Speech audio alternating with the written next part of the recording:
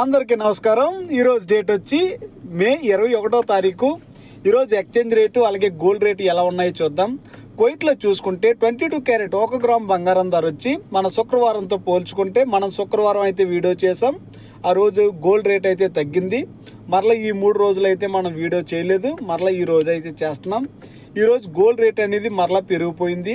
శుక్రవారంతో పోల్చుకుంటే ఈరోజు దగ్గరగా దినార్ 500 ఫీల్స్ అయితే పెరిగిపోయింది. ఎలా ఉందో ఇప్పుడు చూద్దాం.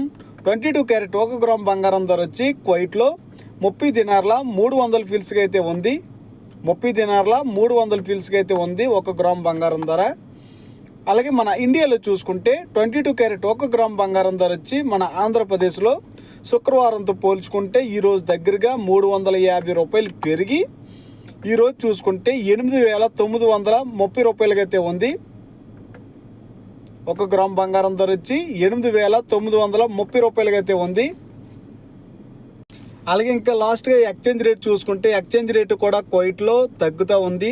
ఈరోజు ఒక కువైటీ దినార్ మన ఇండియన్ రూపీస్లో చూసుకుంటే 277 రూపాయలకి అయితే ఉంది. అలాగే 100 దినార్లు పంపించాలనుకుంటే 27,700 రూపాయలు అయితే అవుతుంది. అలాగే 50,000 పంపించాలనుకుంటే దగ్గరగా 180 దినార్లు అయితే కట్టాలి మన ఇండియా డబ్బులు. ఓకే ఫ్రెండ్స్, వీడియో యూజ్ఫుల్గా అనిపిస్తే సబ్స్క్రైబ్ అయితే చేసుకోండి. By by.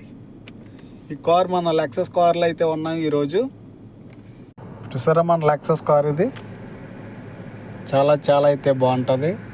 ఫర్నిచర్ షాప్కి అయితే వచ్చాం ఈరోజు మేము. ఇదంతా దజీజ్ అని ఎయిర్పోర్ట్ పక్కనే ఉంటుంది ఈ మార్కెట్.